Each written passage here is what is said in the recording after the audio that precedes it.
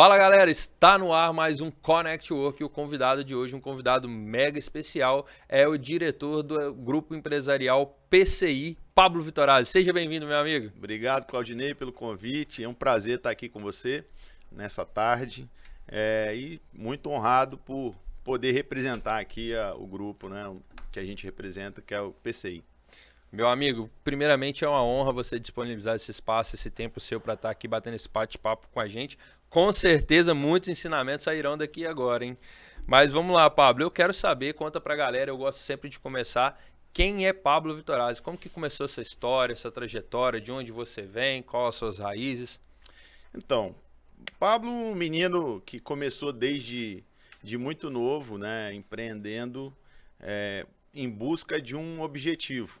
Ontem eu estava contando a história, o objetivo principal naquele primeiro momento era comprar um Atari, cara. Então, imagina. Então, naquele momento eu fui vender o chup-chup que a minha mãe fazia para juntar uma graninha do final da semana e conseguir comprar um Atari. Então, desde muito novo, até por colaboração dos meus pais, da minha mãe, que sempre foi uma empreendedora nata, né? Assim, sempre trabalhou muito com empreendedorismo. Sem saber, ela estava treinando a gente para isso. Então, o grupo PCI, tudo que a gente construiu ao longo desse tempo, é tudo fruto desse plantio, sabe? Desse momento em que a gente chegava da escola, já estava dentro de um comércio. Então, eu tenho varejo na veia, né? Assim, eu trabalhava no comércio desde que eu me entendo por gente. Qual o comércio né? que era? Minha mãe sempre teve loja de roupa, né? Inicialmente roupa infantil, roupa de bebê.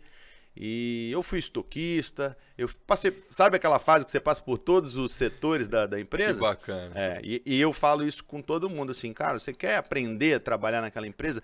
Passa por todos os setores. Você pode até não trabalhar efetivamente em todos os setores, mas fica um dia em cada setor, você vai entender a dor daquele setor, vai entender o que aquela pessoa faz e você vai conseguir desenvolver o seu trabalho melhor. Então, assim, eu com 14, 15 anos já estava ali fazendo o trabalho de office boy da minha mãe, eu era o estoquista da minha mãe, eu era o caixa, eu era o vendedor, e nisso você vai aprendendo, vai desenvolvendo, né, as funções. E, cara, isso acho que foi a maior escola, maior oportunidade que eu tive de desenvolver o empreendedorismo dentro de mim, sabe? Desde muito novo. Então era época de escola, chegava da escola e ia direto para a loja da Dona Dora. Que bacana, eu tô rindo aqui porque eu aprendi uma coisa com a Maika Schneider, você conhece? Schneider, conheço. Ela falou num podcast com a gente que a primeira profissão dela foi espanadora de sabonete. Eu falei assim, eu não sabia, mas também foi a minha. Espanador de sabonete. Porque no supermercado, normalmente, o sabonete fica na prateleira de baixo, né? E pega mais poeira. Pega mais poeira. E aí, desde a infância, a gente, ali, desde criancinha, quando eu entendo por gente, ficava ali também, espanando sabonete. Falei com ela, vou roubar essa frase sua, mas vou sempre referenciar, que eu aprendi com ela, que a minha profissão foi essa também. Bacana, Pablo. E aí, você aprendeu lá essa parte de... Já tinha o empreendedorismo na veia, né? Nasceu dentro disso. Porque o comércio é ser empreendedor, né? Ser comerciante é isso. Ser comerciante é você saber desafiar todos os seus... passar por vários desafios, passar por várias provações, né? O mercado...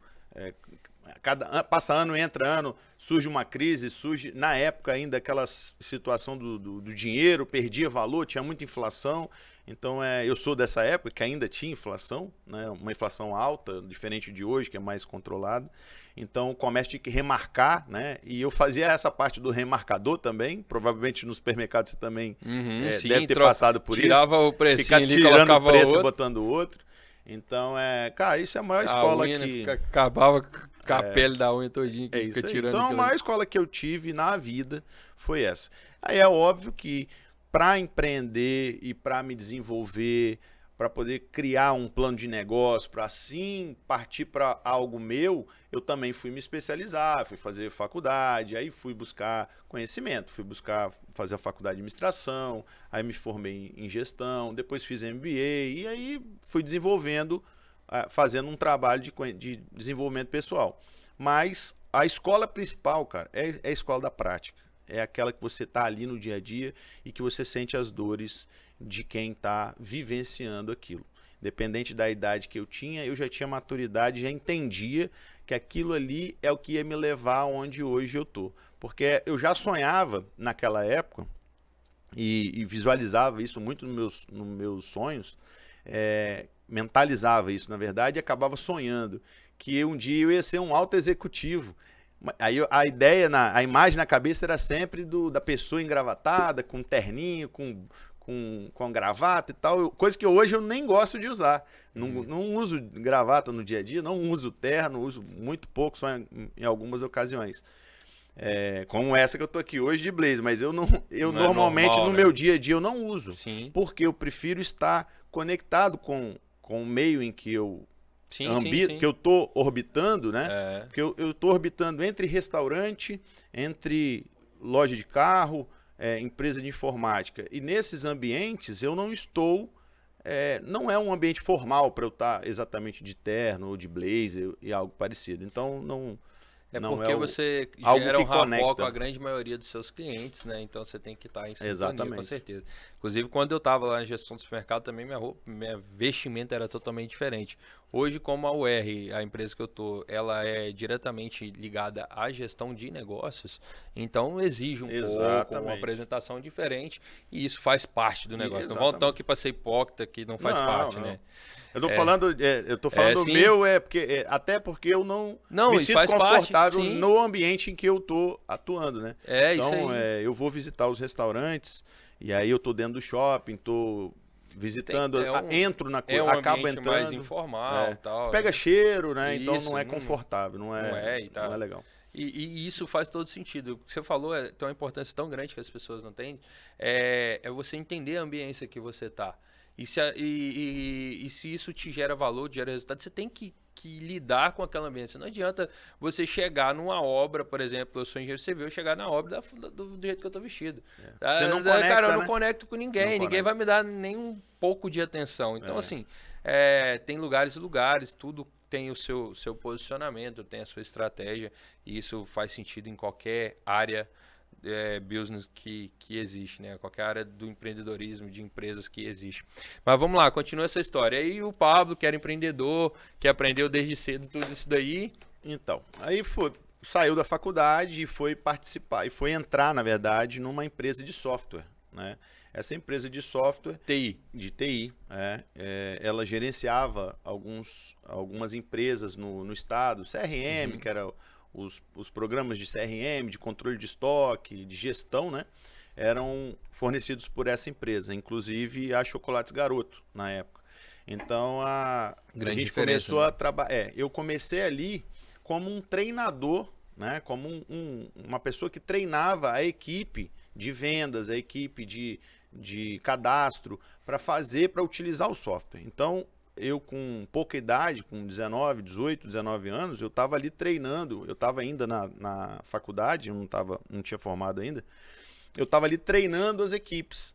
E eu era um menino tímido, que apesar de estar no comércio, não tinha vocabulário suficiente, talvez, para estar ali treinando, não tinha aquela oratória maravilhosa, nada disso. Não tinha nem preparação para isso. Mas fui jogado aos leões naquele momento e que me fez desenvolver isso, sabe? Desenvolver essa possibilidade de ensinar, e eu senti um prazer tão grande que eu queria só ficar naquela área. Só que, infelizmente, a empresa pequena, teoricamente ainda era pequena na época, hoje é uma das maiores de software do Brasil, né, de implantação de SAP, que é um sistema de gestão para grandes indústrias e tudo mais. E é capixaba, né? É uma empresa capixaba, né? E aí eu trabalhei nessa empresa durante 2 anos e fui para a implantação desse software nas distribuidoras da Garoto na época, que viraram filiais. Então eu fui rodar o Brasil. E com 19 anos, eu rodando o Brasil, um menino que nunca tinha nem viajado de avião, eu estava viajando de avião toda semana, indo de um estado para o outro, e aquela coisa empolgante, né? Porque você vai, primeira viagem, segunda, terceira, tô conhecendo o Brasil inteiro. Só que na verdade eu vi que eu não estava conhecendo nada. Porque eu saía de avião na segunda-feira, chegava lá já trabalhando, só tinha tempo de almoçar, saía da filial 11 horas da noite, ia jantar, ia jantar e dormir para no outro dia acordar às 7 horas da manhã para começar tudo de novo. E eu chegava em casa só no sábado. O que eu conheci do lugar? Fui para Curitiba 2 vezes na época. O que eu conheci de Curitiba? Nada. Só a entrada do aeroporto, a saída do aeroporto, o hotel e mais nada. Restaurante então eu comecei... E mal. Do lado mais perto da empresa que você estava. Exatamente. Então eu comecei a ver, naquela época, que eu não ia desenvolver como pessoa. Eu não ia crescer. Eu ia ser, depois de 1 mês, 2 meses naquilo... Um bom operador. E era isso que eu queria? Não era isso que eu queria. Eu queria me desenvolver, eu queria ser um profissional, eu queria crescer, eu queria criar o meu negócio, E aí foi onde eu encontrei a primeira grande oportunidade de virar a minha chave, a virada de chave, que foi a questão da oportunidade que eu vi de abrir a PCI Informática, da onde surge hoje o nome Grupo PCI. Grupo PCI. Na verdade é PCI Group. Então, nessa época, eu vi a oportunidade nesses clientes de software, de sistema, que eles precisavam de uma consultoria, de uma manutenção na parte de servidores, de rede, de equipamento. E aí foi onde o Pablo resolveu empreender. Então, através daquelas dores que eles tinham, eu vi uma oportunidade de eu entregar uma solução.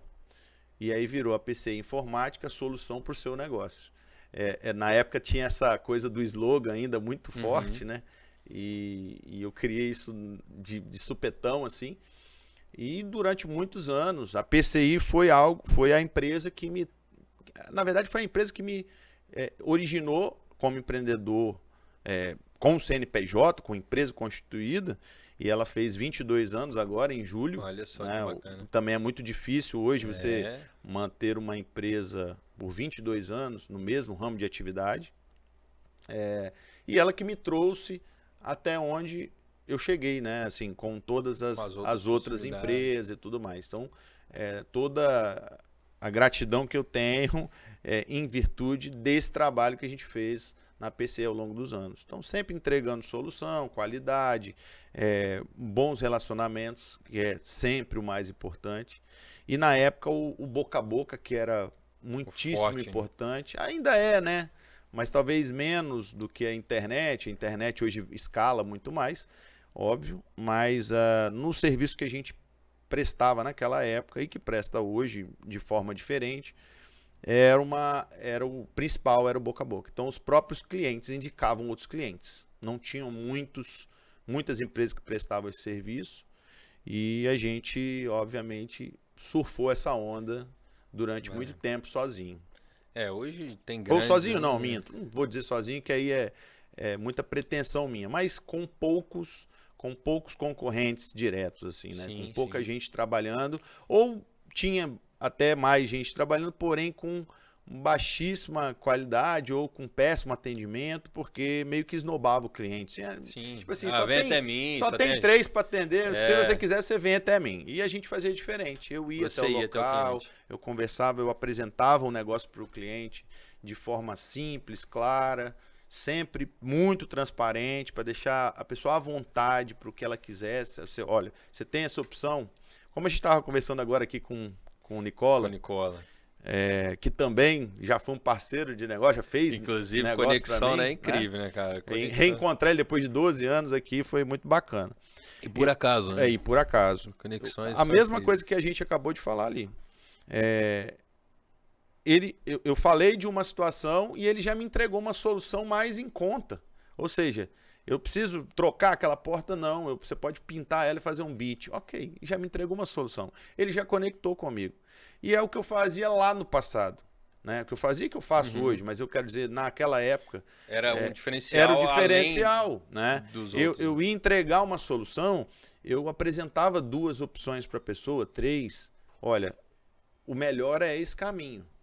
Mas eu não posso gastar isso tudo. Eu entrego uma solução parecida, vai te custar menos, mas você corre o risco de daqui tanto tempo te dar esse problema.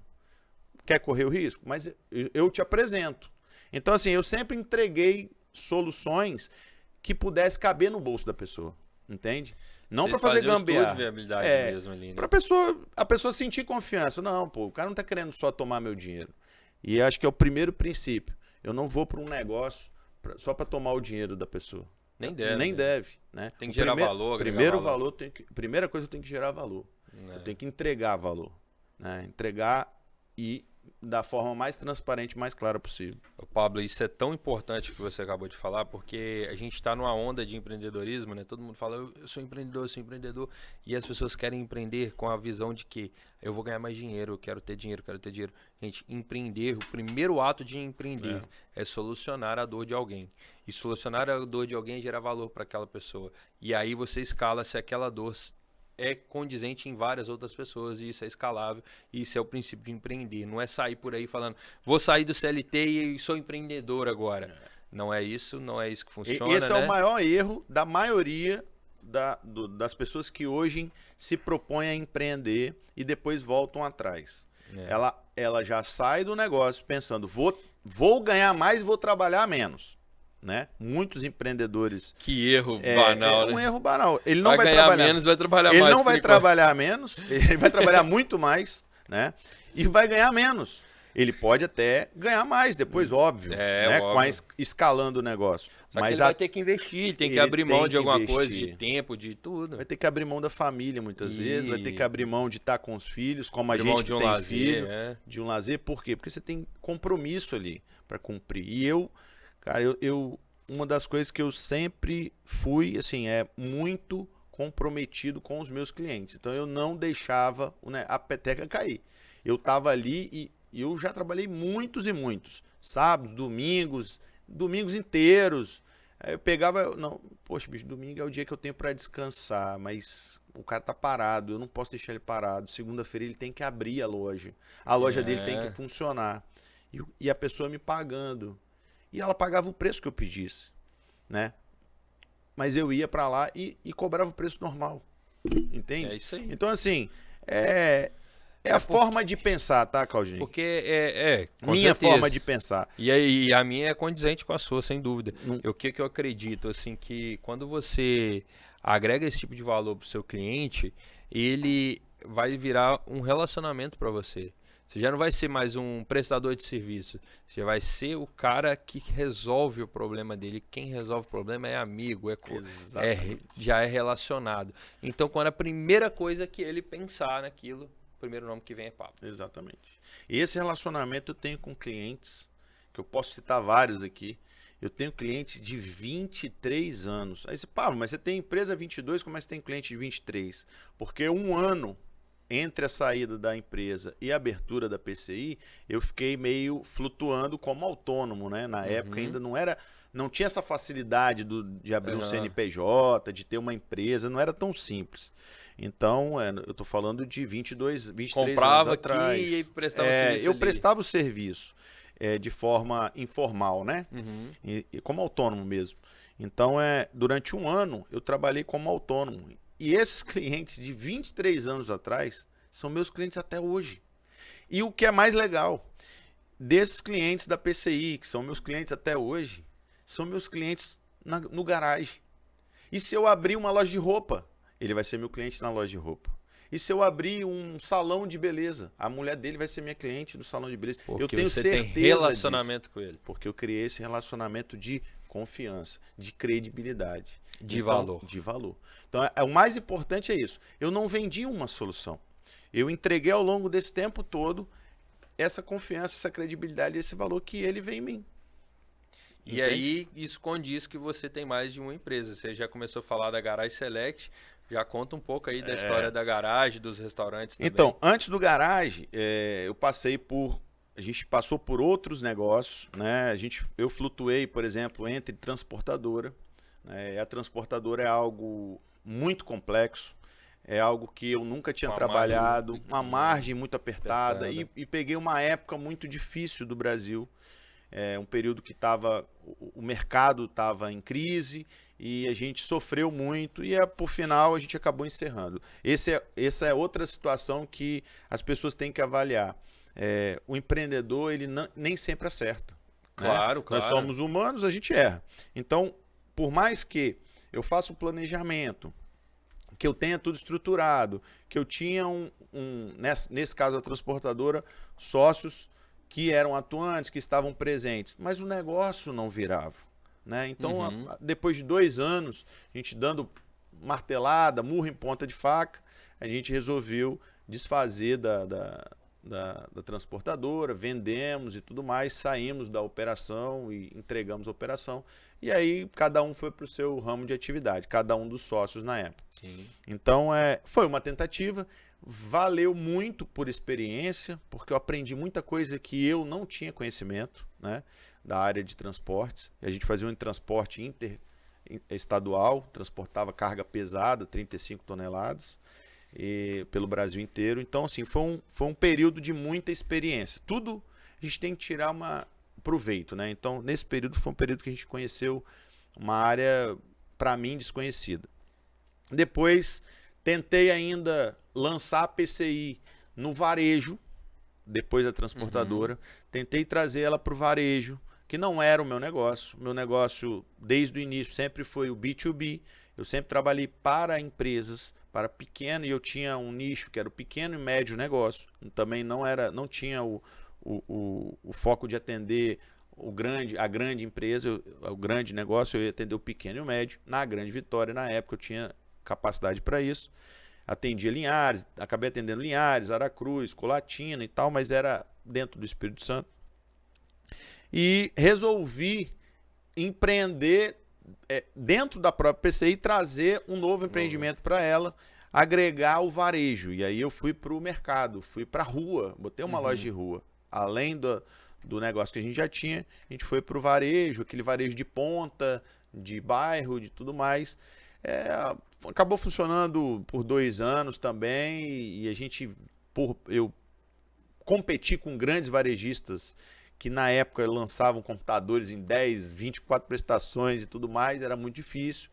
Eu entendi que não era o meu negócio, o meu business ali, e resolvi recuar, também sair daquela questão da ampliação da PCI para o varejo, e reforcei o meu B2B, que naquele momento foi muito mais importante. Eu consegui alavancar o B2B porque eu estava dividindo forças e para tentar alavancar o varejo. E aí eu voltei para o business to business. E nesse sentido, eu conheci um amigo que acabou virando amigo, era vizinho, acabou virando amigo, e que me apresentou o Grileto. O Grileto, um restaurante já renomado no Brasil, com na época, mais de 150 lojas nos shoppings. Eu sempre tive vontade de empreender dentro de um shopping, né? Mas nunca tinha pensado em empreender com alimentação dentro do shopping. Pablo, também é um desafio. Um puta desafio, né? E o Rodrigo me trouxe essa proposta na época. Eu falei, nossa, nem chance, cara. Como é que eu vou entrar no negócio de alimentação? Não, bicho, mas alimentação é um negócio que assim, você tem estabilidade, você consegue administrar. Eu falei, cara, mas eu não entendo nada disso. Aí eu me lancei novamente em algo novo. Tem quanto tempo isso? Shopping, vai fazer 9 anos. Eu sou bom de data, cara. Eu não sou bom de gravar frases, palavras ali, mas de data eu sou bom. 25 de agosto de 2014, a gente abriu a loja do Shopping Vila Velha. O Grileto do Shopping Vila Velha. E eu fui a primeira loja a ficar pronta, porque também eu gosto de de ficar com as coisas prontas antes. O shopping ia inaugurar, não inaugurou, prorrogou, acabou inaugurando dia 25 de agosto. E a gente já estava com a loja pronta há 1 mês atrás. Então eu estava com a loja pronta desde 25 de julho. E nós fomos um dos poucos lojistas que abriu junto com o shopping, porque o shopping abriu, tinha 30% das lojas abertas naquele momento, né? Então, assim, foi uma loucura. Porque imagina, numa praça de alimentação com 26 operações, tinha 5 abertas. Então todo mundo foi para comer no shopping, só tinha 5 lojas. Uma loucura, porque a gente tinha uma equipe nova, uma operação nova, que eu não conhecia a fundo. Eu tinha feito treinamento, eu fui para São Paulo, eu fui buscar informação, eu fui fazer treinamento, fiquei 15 dias em imersão dentro dos restaurantes para aprender a fritar um ovo. Juro para você, Claudinei, eu não sabia fritar um ovo. E eu fui lá, lembra a história que eu falei da minha mãe, que me botou no depósito para arrumar fralda, para arrumar roupa, para organizar a roupa. foi o que eu fiz na cozinha do restaurante. Porque para cobrar você tem que saber como que é feito. E eu fui para a cozinha, cara. E eu, sem nenhum conhecimento de cozinha, que eu sempre fui péssimo em cozinhar. E fui para a cozinha, fui aprender a fritar ovo, fui aprender a botar a carne na chapa, tirar no ponto, tirar o que estava o mal passado, ao ponto. Fui fazer a massa, ou seja, eu fui aprender a fazer a operação. Passei por todos os setores da operação e fiquei 15 dias imersos dentro do restaurante todos os dias para aprender a fazer tudo aquilo ali. Eu e minha equipe. A equipe que eu levei para treinar, para começar a operação. Então, mas eu estava junto com eles. E aí é outra coisa que é importante, essa conexão. Quando a gente fala de conexão, network, a gente tem que falar de conexão com o nosso colaborador. É a principal, eu acho. Que é a principal. Para o seu negócio funcionar, você o seu primeiro cliente. É o meu primeiro cliente. Então, o que eu fiz? Eu fui para o treinamento com eles. Eu fiquei no mesmo hotel, na mesma pousada. Na verdade, era uma pousada, era um sítio, tipo um sítio, a gente alugou. Eu fui para o mesmo local com eles, fiquei nas mesmas condições, ia para o treinamento na mesma van, fui no mesmo transporte. Ou seja, eu estava ali como um deles, igual. Para eles se sentirem à vontade e saberem que estava ali. Eu não estava ali para mandar ninguém, eu estava ali para aprender igual a eles. E nisso a gente ficou 15 dias lá. Quando a gente voltou, algumas pessoas hoje ainda continuam comigo, outras já saíram, porque, querendo ou não, já se passaram 9 anos. Né? Então, a expansão do Grileto no estado se veio através das nossas mãos. O Grileto não tinha no Espírito Santo. Então, eu acabei virando o franqueado master quando eu trouxe a primeira.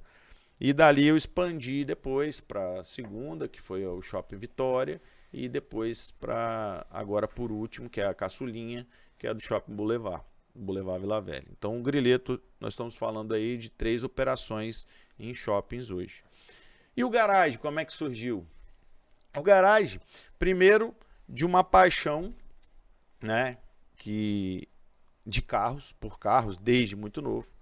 Eu e meu irmão, a gente sempre foi aficionado com carro e a gente sempre gostou daquele negócio. Vamos trocar o carro, vamos comprar o carro, vamos melhorar o carro. Quando não tinha dinheiro para trocar o carro, a gente ficava melhorando o carro. Bota uma roda, compra um negócio, compra um pneu bota um esportivo, bota um xenon, bota um som, bota um DVD. Então a gente ficava futucando. Era o que podia fazer na época, né? E aí lançava um aparelho de som, né? Aí lançou o Golfinho, aí depois é um DVD que abre, um DVD de tela. Exatamente. Então, assim, essa paixão por carros é uma coisa que veio desde de adolescente. A gente sempre quis ter.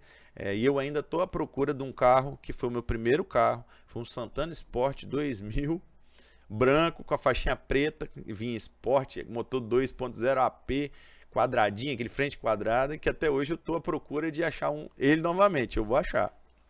Rapaz, você tá falando isso. É um saudosismo que eu tenho aí. Meu primeiro carro foi um Fusca MSI 0010, a placa dele. E o meu era KTT 1050, a placa. Lembra a placa. Pra você ver, MSI 0010. Cara, e esse Fusca, há pouco tempo atrás, ele tinha sido de um fazendeiro que já até faleceu. Inclusive, eu moro na casa que esse cara comprou zero. Na época, eu fui o segundo dono do carro. E há alguns anos atrás, eu sei que o meu cunhado comprou esse... Ele tinha tido 2 donos, né? Que seria esse cara, eu, e um rapaz que ficou com ele mais de 10 anos. Desde quando eu vendi, em 2008, troquei, comprei um Vectra na época. O Vectra era tubarão. O Vectra era um Vectra 2001. É a sensação. 1911 a placa dele. A letreira eu não lembro não, também não. Mas assim, foi bacana porque ele veio pra minha família e aí eu tava num momento assim, cara, poxa, eu tô investindo num negócio aqui e tal, mas eu queria esse carro pra mim, queria estar na garagem. E aí eu tive que deixar ele embora, velho. E eu não sei onde tá esse carro mais. Hoje eu tenho condição de comprar e eu não sei onde tá ele mais. Mas eu vou achar ele. Na internet você vai achar ele. Eu vou achar ele. Porque assim, ele teve na família, né? Meu cunhado comprou e acabou que vendeu rapidinho ali. Eu falei, puta merda, mas que é o objetivo também, né? Você saber que você está investindo ali em novos empreendimentos. Naquele momento você precisa de desfazer. Eu precisava de empreender, precisava do dinheiro, tive que desfazer do carro. E bola para frente. Depois lá na frente a gente recupera. Se achar tá bom, se achar encontrar. Se não, se eu achar um parecido eu vou refazer ele, né? Vou relembrar. Então essa paixão por carro, é o que fez a gente começar nesse meio como hobby, né? Então era um hobby nosso. Comprava o carro, vendia. Lembra aqueles feirões que tinha antigamente no Tribunal de Justiça? Comprava o carro, levava lá para vender e tal. Mas hoje é muito arriscado, né, fazer isso. Naquela época era muito mais comum e não tinha tanto golpe como tem hoje. Hoje tem muito golpista, hoje tem... você corre risco de ser sequestrado, assaltado, o cara pedir fazer um test drive de sequestrar. Então, hoje seria muito complicado essa operação, esse formato que a gente tinha na época, de trabalhar isso como um hobby. Era um segundo negócio, já indiretamente. Mas não era nem pelo dinheiro, era mais pelo prazer de trocar de carro, entende? Então, tanto eu quanto meu irmão. O meu irmão foi se enveredando por outros caminhos, que ele tem distribuidora, e aí ele tem uma atacadista, uma distribuidora de produtos, de limpeza e higiene, e eu continuei ali nos griletos e com a PCI, quando veio a pandemia. E nisso, antes da pandemia um pouco, até, a gente já tinha alguns parceiros que vendiam os carros nossos. Então, meio que a gente deixava os carros que a gente tinha em parceiros para venderem para a gente, como se fosse lojista, né, consignado. A gente também fazia isso. E em seguida veio a pandemia. Quando a pandemia acabou fechando tudo, inclusive os shoppings, né, que ficaram fechados por muito tempo, e aí quem sentiu 6 meses de shopping fechado e quem se manteve vivo nesse período foi herói, porque custo altíssimo, mesmo com todas as possibilidades do governo ter liberado condições para a gente segurar, o custo ainda era muito alto. E eu tinha 30% do faturamento. E essas condições do governo você teve que pagar tive que do pagar mesmo jeito, depois, né? Tive que retribuir. Então, assim, os shoppings não aliviaram muito, sabe? Aliviaram a parte do aluguel. Só que o grosso do shopping não é só o aluguel, é o condomínio, né? E todas as outras despesas acessórias. Então, esse custo era alto para um faturamento que, de iFood, de delivery, a gente trabalhava com 30% do que o faturo normal, entende? Então, no melhor das hipóteses, eu estava faturando 35% do meu faturamento normal do mês. E eu tive que trabalhar 6 meses nessa toada, vendendo 30%, 35% do que eu faturava. E aí, como é que você sobrevive numa situação dessa com 40 e tantos funcionários, né? Então foi um período muito desafiador. Mas, por outro lado, no período desafiador é que surgem também as oportunidades, né? Aquela história no momento de crise, essa é a frase mais certa que vem. E nesse momento surgiu uma oportunidade de uma loja na Praia da Costa onde a gente pudesse colocar os nossos carros. E aí eu e meu irmão nos juntamos e fomos abrir essa empresa que chama hoje Garage Select, que de razão social não é Garage Select, é B2C Motors, também uma criação minha. Eu acabo criando esses nomes, vou criando os nomes malucos para as empresas, tenho esse hábito.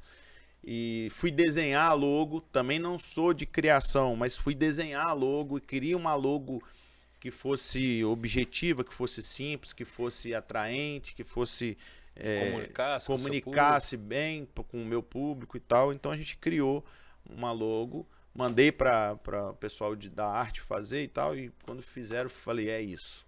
E aí virou o Garage Select. Então o Garage Select surgiu no intuito de trazer...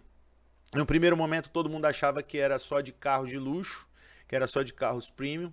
Eu acho que porque a gente comunicou de uma forma dá isso a entender, e aí talvez esse erro foi nosso também, de ter expressado dessa forma, mas não tem nada que desabone o que foi criado. Na verdade, a gente trabalhou muito com o mercado de luxo no período pandêmico, que era um mercado que estava em alta, girando muito rápido. A gente tinha todo mundo com medo de morrer, todo mundo carro, gastando as pessoas dinheiro. Tinham, mas isso é verdade, Claudinei. Sim. As pessoas vinham e falavam assim, eu não sei se eu vou ficar vivo daqui 2 meses, 3 meses, vai que eu pego esse negócio. Não, vou comprar o Porsche que eu sempre quis comprar na minha vida. E ia lá comprava o Porsche. O cara tirava o dinheiro do fundo do baú lá, do colchão dele, chegava lá e falava, não, eu quero comprar essa BMW. Eu tenho um sonho de ter essa BMW e tô a vida inteira me segurando, mas, bicho, peguei essa gripe, fiquei mal, fui internado, sobrevivi, agora eu tenho que viver. Muitas pessoas, muitas pessoas. A Porsche subiu 300% a venda dela durante a pandemia, né? Por causa da escassez. Síndrome do medo de morrer. Exatamente. Então, assim, foi a hora que a gente... Foi aquela situação. A oportunidade trouxe pra gente ali essa possibilidade de a gente entrar no mercado, aí sim, de pé, mão e cabeça, e fazer do negócio virar um negócio que virou hoje. Então, hoje, graças a Deus, a gente está numa loja maior, mais estruturada, num ponto... Onde que é a sua loja? Fica no centro de Vila Velha, na Avenida Henrique Moscoso, 1486, né? Ali próximo a Catarina Noivas. Então, a loja... Aliás, você tá me devendo a visita lá, né? Tomar um café com a gente. Vamos lá, tem que ter café bom lá, tá? Tem café, o café, só café especial, é só café então lá do interior. Não tem de Brejetuba, mas... Então, vamos colocar o café de Brejetuba. Mas tem café do Caxixe, de Venda Nova do Imigrante, porque muitos amigos vão lá exatamente para tomar o nosso café. Inclusive... Quem compra o carro leva o café de brinde ainda. Coisa boa. Tem que fomentar o café para o preço manter lá em cima. Eu sou fã de café, então tem que ter café bom, senão o negócio não conecta comigo, não. E tá bom o café aqui? Tá ótimo, tá ótimo. Bom? Então, assim, eu acho que tudo isso que a gente passou ao longo desses anos, todas essas experiências que eu passei, me trouxeram, me criaram essa casca, sabe? Para chegar aqui hoje e poder estar contando isso para você de peito aberto, sim. E que em todo esse período eu tive altos e baixos. Todo empreendedor tem altos e baixos. Todo empreendedor vai passar por um momento de crise pessoal, de você achar assim, será que eu estou caminhando no lugar certo? Será que é isso mesmo que é o meu objetivo? E eu vou aproveitar esse gancho, já vou te fazer outra pergunta. Quais foram esses momentos que você teve essas viradas, assim? Que você viu, assim, talvez bateu de frente com o muro, né? Falou assim, pô, agora eu tenho que virar. Você já contou um pouco, Sim, o caso, mas... No caso, o primeiro grande caso foi a transportadora. Porque a gente já vinha numa toada muito difícil. Porque a margem era muito curta, né? E a gente planejou... Mesmo marjorando para baixo, né, as custas, a gente acabou ainda sofrendo com uma crise que tinha pouco frete para os terceiros. Então acabava que as indústrias e as empresas que tinham seus caminhões próprios, elas privilegiavam, óbvio, o caminhão dela próprio. Como tinha pouco frete, o terceiro agregado, que era no nosso caso, a gente acabava ficando sem o frete naquele período. Então você perdia frete. E o negócio de transporte só gira se você tiver frete contínuo. Claro. Você não pode parar.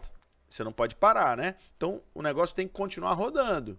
Eu não posso ficar parado uma semana. Se eu perdi uma semana... É o varejo, né? Trecho, é um varejo do transporte. Exatamente. Se eu ficar uma semana sem frete, no final do mês, cara, eu não tenho a rentabilidade para poder pagar as despesas. Então, foi um primeiro grande desafio. E nesse período da transportadora, nós tivemos um grave acidente, que o caminhoneiro tombou com a carga no interior da Bahia, num lugar chamado Travessão, e nós saímos daqui. Eu e mais um sócio, que é amigo meu pessoal desde a infância, que é o Stênio. Nós saímos daqui e fomos parar lá nesse Travessão. 12 horas de viagem, 13 horas de viagem, cansado. Chegamos lá e nos deparamos com bandidos mesmo do local. Eram traficantes e tudo mais, que dominavam aquela região e saquearam o caminhão, levantaram o caminhão e arrastaram para dentro do depósito deles, cobraram, como é que fala? Um ágio. Um ágio para você tirar o caminhão dali e tal. E assim, foi um período mais difícil. Por quê? Nós éramos 4 jovens, né, que não tinham essa maturidade no meio de transporte e nos deparamos numa situação muito complicada, onde o motorista ficou mal, ficou no hospital. Foi a primeira grande crise que eu tive assim. Falei, cara, não é isso que eu quero para minha vida. Eu não quero ter uma pessoa na rua correndo o risco de morrer e eu ficar com essa culpa, entende? Eu não queria carregar uma culpa por ele ter, se ele morresse, graças a Deus ele não morreu, ele não perdeu nenhum órgão, se arranhou, se machucou, mas sobreviveu, Tá a gente deu toda assistência, graças a Deus. E eu não queria ter essa culpa, sabe? Dele. E foi aí que a primeira virada, assim, eu não quero isso pra mim, assim, eu não, acho que não é esse caminho que eu quero seguir. Um valor seu foi ferido ali. É, um valor ferido. E um dos principais é esse. O valor à vida, entendeu? Eu sou um cara que privilegio muito as pessoas e a minha família, né? Eu sou o cara. Ontem a gente estava falando muito sobre família, e o meu principal valor sempre é a família. Pessoas, né? E eu não queria aquilo pra mim, sabe? Aquilo era um negócio muito arriscado. Então foi a primeira grande pancada que a gente tomou, né? A segunda grande pancada, talvez, ou virada, foi exatamente na pandemia, né? Que a gente acabou criando aí, como eu falei, tirando do papel um sonho de menino e transformando o garagem, saindo de uma dor que era de estar ali no Grileto com 3 lojas fechadas e bate aquele desespero na hora, né? Você fala assim, cara, quanto tempo eu vou ficar fechado? No primeiro momento eu pensei, não, você vai ficar fechado 10 dias. Cara, 10 dias tá tranquilo, a gente segura. Aí passou 10. Não, mas isso é mais uma semana. Daqui a pouco começou a cair a ficha. Cara, isso não vai demorar. Passou um mês, passou 40 dias. Eu falei, cara, o que nós vamos fazer da vida? Eu dependo desse trabalho. Eu fico impressionado de ver, desculpa interromper, porque eu conto para algumas pessoas, quase ninguém acredita, né? Eu parei 0 dias na pandemia. 0 minutos, 0 dias, 0 horas. Eu também. Como profissional. Não, eu tô falando eu quanto meus negócios, né? Na época eu tava totalmente ali com varejo, com varejo mercadista, supermercado e agricultura. É o que realmente sustentou o país aí durante esse período. Então, assim, parei 0 mesmo. E nós sentimos muito, né? Dentro do shopping, principalmente, a gente sentiu muito. Então, um período foi muito difícil. Era um período de me reinventar. E me reinventar aos 40 anos. Porque hoje eu tenho 44. Então, assim, nunca é tempo de parar. A gente vai se reinventar sempre. Minha mãe tem 73, vai fazer 73 esse mês. E ela se reinventa até hoje. Ela saiu de sacoleira. Ela saiu de sacoleira, de vender roupa na feirinha de artesanato, fazer bordado, passou para uma loja de roupa infantil, cresceu, virou uma loja de roupa de criança, de adulto, feminina, hoje uma boutique, uma senhora boutique. Então ela com 72 para 73 anos ainda se reinventa. Então eu não posso dizer que em 40 eu não ia me reinventar.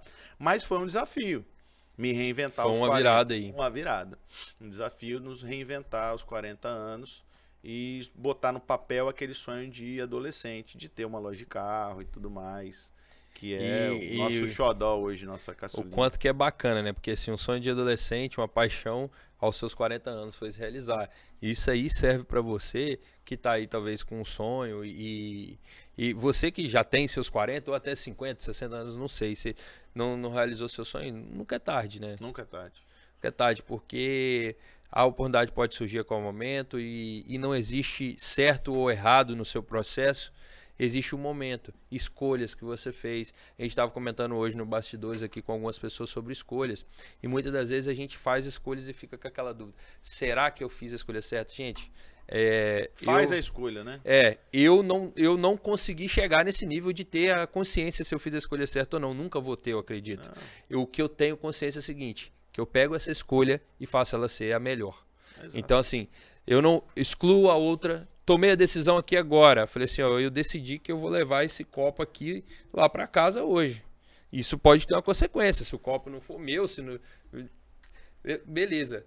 Cara, você tomou essa decisão, agora se você vai pagar por ele, você vai causar... Cara, toma a decisão e arca com aquilo que você decidiu. Claro que, um exemplo, você vai mexer com o copo agora, né? Vou levar esse copo para casa aqui, vou negociar ele com o Augusto e eu quero comprar ele e eu vou mexer com o copo. Isso é a melhor decisão? Não sei. Não, mas eu vou fazer ser. Eu vou me especializar. O que você fez com o Grileto? Tomou uma decisão, foi lá e aprendeu e fez Exatamente. aquilo ser bom. Não quer dizer que você vai permanecer no erro. A gente erra, né? Lógico, Igual você foi lógico. Cara, o empreendedor ele tem que estar preparado. Ele tem que ser resiliente para superar esses momentos difíceis. Ele tem que estar preparado. Ele tem que ser determinado. Ele tem que ser disciplinado. Por que disciplinado?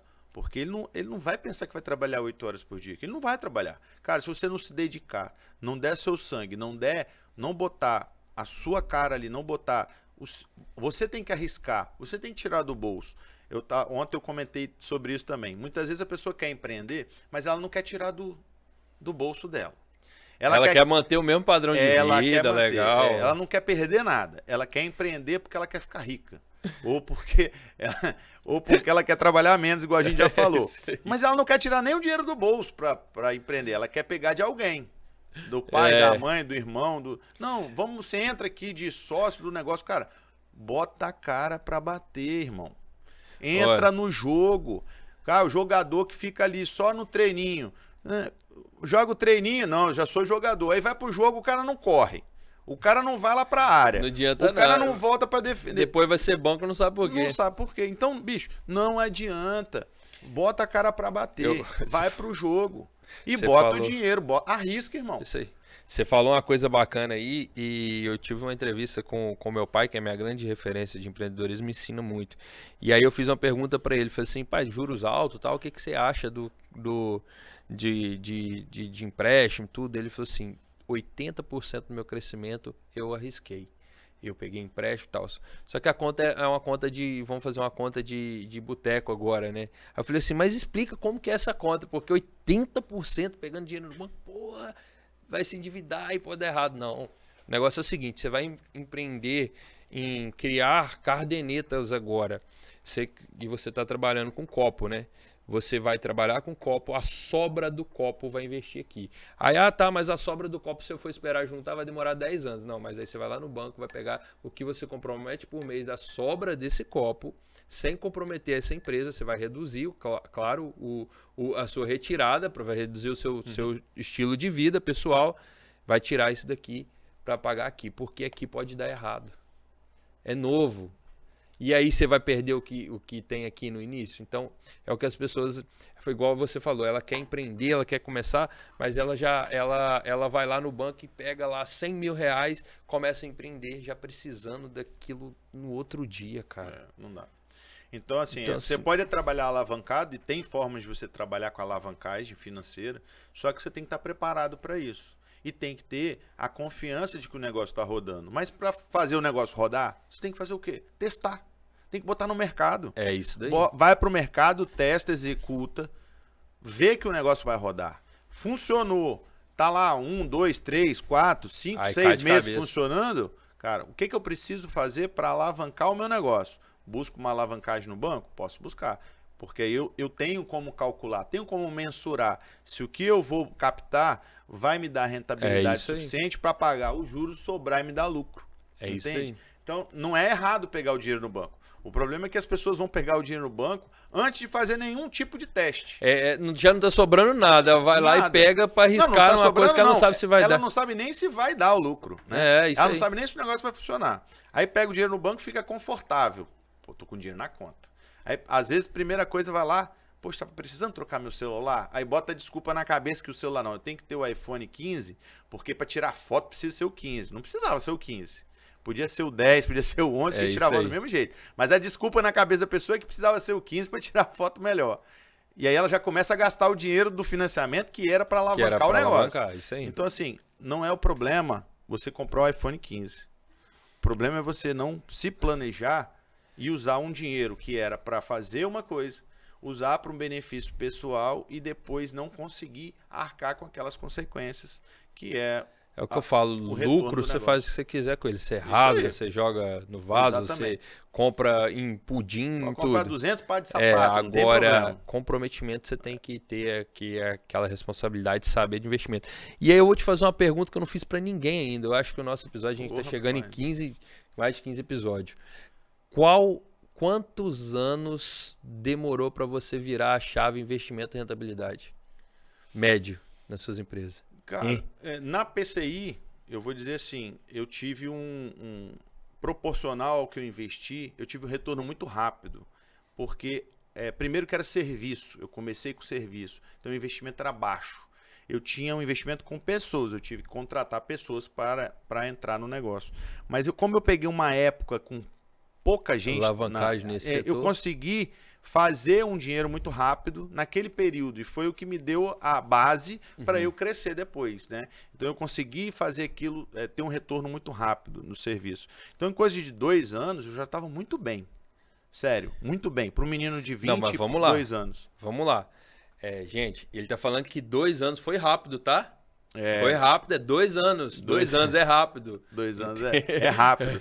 Porque hoje eu sei... Porque a pessoa acha que rápido é 1 mês, 2 meses, ela quer entrar e começar a ganhar dinheiro. 2 anos. É porque hoje, né, com a internet, com a escalabilidade, você consegue, às vezes, alavancar isso muito mais rápido. Mas não tinha internet. Era uma época que não existia.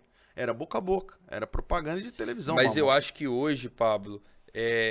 o grande problema é esse, porque a internet possibilita e muitas das vezes vai chegar um boom de uma vez e aquilo sem gestão, sem conhecimento de planejamento, de reinvestimento, ele se torna banal e a pessoa não consegue se manter. Então, exatamente. Você chega ao topo rápido, mas você não se mantém no topo. Então essa é a questão da escalabilidade desgovernada, vamos dizer assim.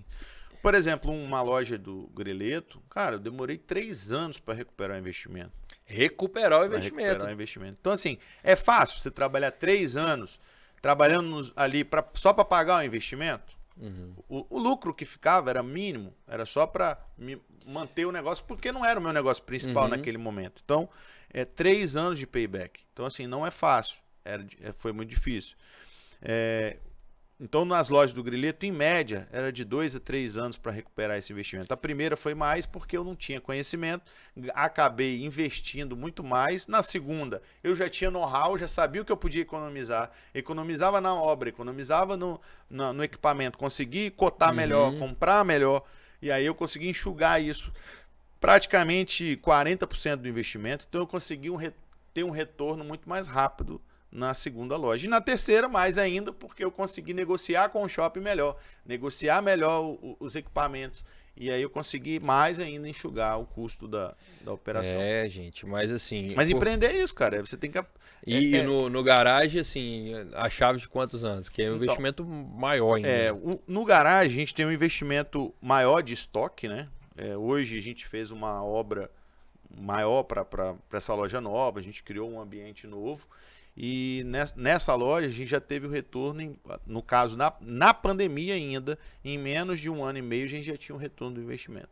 Então isso foi um período porque a pandemia muito também positivo. Deu uma impulsionada nessa então, ao contrário dos shoppings, que eu perdi muito, na pandemia o garagem alavancou rápido. Então a alavancagem foi rápido que a gente entrou Mas mesmo assim, o Pablo, por que eu gostei de você falar que 2 anos, 1 ano e meio é muito rápido? Porque muita gente já é igual a gente falou, né? Vai lá, pega um empréstimo no banco e acha que no primeiro mês ela vai pagar o empréstimo e já vai sobrar. Não vai. Ela vai lá, o cara me deu 20% de lucro. Só que esses 20% não é lucro, é para pagar o seu investimento mais os juros do banco. Exatamente. Então, assim, isso é conscientização. Por isso que eu trago aqui empresários que já viveram, que já passaram diversos setores, diversas áreas, para quem está nos assistindo aqui entender isso, entendeu? É lógico que papo reto, é papo de verdade. Exatamente. Né? É lógico que existem negócios e negócios. Por exemplo, né? Um negócio de prestação de serviço, a possibilidade de você ter um retorno mais rápido, né? Mas também depende de você. Sim, depende do seu engajamento. Depende da sua saúde, do seu esforço físico, então, tudo. Pode ter um retorno muito mais rápido. Sim. Poxa, eu investi pouquinho, montei uma sala, montei um escritório bacana e com o meu serviço... Pode como não pode também. Também não pode. Então, assim, tudo depende. Não existe o certo e o errado, né? O que eu tô abrindo aqui é a minha história, né? O que eu vivi, toda a experiência que eu passei. Então, a minha situação foi essa. E eu sempre me predispus a aceitar esses desafios. Tanto é que entrava de cabeça. Né? Tudo que eu vou entrar de cabeça. Pablo, nosso papo tá muito legal e eu tenho mais uma pergunta para te fazer antes que a gente possa finalizar. Essas perguntas. Hein? Que isso, agora é uma pergunta rápida. Cara, eu vi que você, assim, é um cara muito humano. Eu criei o termo, né, conexões humanizadas estratégicas, e estou transformando isso em conexões de valor. E você falou muito isso, sobre gerar valor e tal. Eu queria que você citasse aí pra gente alguns momentos na sua vida que as suas conexões pessoais, né, de pessoas, de relacionamento, impulsionaram os seus negócios. Eu até citei, né, alguns clientes que eu tenho há 23 anos. Então, assim, quando você gera valor para a pessoa, e quando você... E eu sempre... O meu primeiro ponto sempre foi mostrar, assim, com uma simplicidade e com credibilidade, mostrando, apresentando para a pessoa, para ela sentir que ela tinha confiança, que ela tivesse confiança em mim naquele momento, no que eu estava falando. E aí eu falava sempre com muita firmeza no que eu estava apresentando, mas com muita clareza e com muita simplicidade. Eu sempre tive um laço muito legal com os meus clientes, muito importante. E isso me trouxe até hoje. Esses clientes são meus clientes, são meus amigos. Muitos viraram amigos, viraram clientes dos meus novos negócios, viram fãs. Sabe aquela história do cara que vira o seu fã? Sim. E não é fã no sentido de nada de artístico, mas fã no sentido profissional da história. Porque de admirar a minha história. Então, assim, e é legal, porque eu também admiro várias pessoas ao qual me deram oportunidades, aquelas que eu também já fez serviço para mim. Eu vejo hoje, poxa, eu tenho amigos que cresceram comigo lá atrás, o cara também não tinha oportunidade, hoje, poxa, o cara tem um puto escritório de contabilidade, o cara tem um monte de negócio. Eu olho lá para trás e falo assim, caramba, aquele menininho que sentava ali do meu lado, que você não dava nada por ele, tá ali, era meu coleguinha de sala, de menino, hoje um mega empresário aí da área contábil. Olha que legal. Eu fico feliz pelas pessoas, principalmente aquelas que eu vi crescer junto comigo e que passaram, e que eu sei que passaram por dificuldades e hoje podem ajudar as famílias, né, dar uma condição para a mãe. Poxa, a mãe dele tá na casa de praia, coisa que a mãe dele não tinha nem casa para morar na época, entende? Então, assim, passava por dificuldade e eu acho isso fantástico. Então, assim, eu acho que as pessoas que passam na nossa vida, a gente tem que transformar de alguma forma.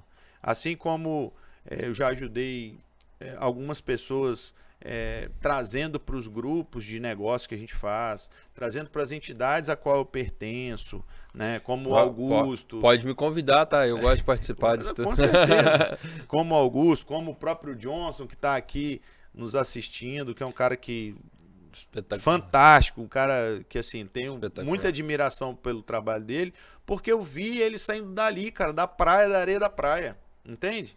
Então essas conexões que a gente passa ao longo da vida, se a gente dá valor, a gente tem que dar valor a quem merece valor, sabe? É isso aí, que tem valor. Que tem valor. A gente tem, e aí eu tenho um pouco de feeling para esse tipo de situação. É óbvio que nesse caminho, muitas pessoas passam por você no sentido só de aproveitar de uma situação ou de um cargo que você está, ou de uma posição.